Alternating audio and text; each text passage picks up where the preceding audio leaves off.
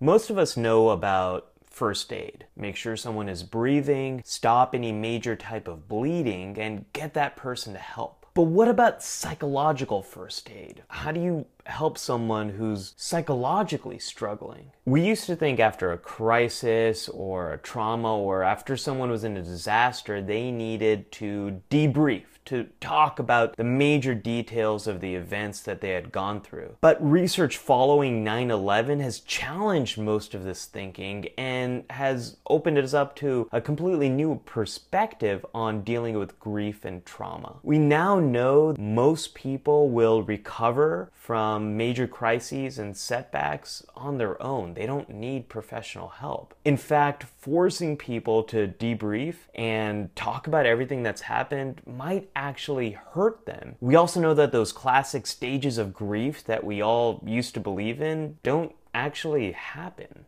But some people really do struggle after a crisis, and for them, psychological first aid can be really helpful. Psychological first aid is an approach to helping people that's based on scientific evidence. It's something anyone can do. It's not a treatment, but just like first aid, is designed to help people become stabilized. Step 1, safety, stabilize, and comfort. It's normal to be in shock when you're in a crisis. Maybe you're feeling like you're out of your body or things aren't real. You want to help the other person feel more present, there with you. Ask them questions about where they are and their surroundings, or maybe use some deep breathing to help the person feel more in control of their breath. Muscle relaxation can also be helpful here. Let the other person know it's normal to feel a wide range of emotions, to feel out of control. All this stuff makes sense given the situation they're in. We don't think clearly when we're hungry or dehydrated, so make sure the person has had food and is drinking water. Step 2, information and practical help. It's hard to deal with problems when you're emotionally struggling, when you're in the middle of a crisis. So here you want to get information on what are the challenges the person is facing and help them to overcome them. Maybe they need to book a plane ticket to get to family, or make some type of arrangements to get through the next days, or maybe they need to get in contact with their clergy or spiritual help. This is an opportunity for you to provide practical support. The other person might not have a good understanding of what's happened in the middle of this crisis, so if you have information about what's going on, give it to them.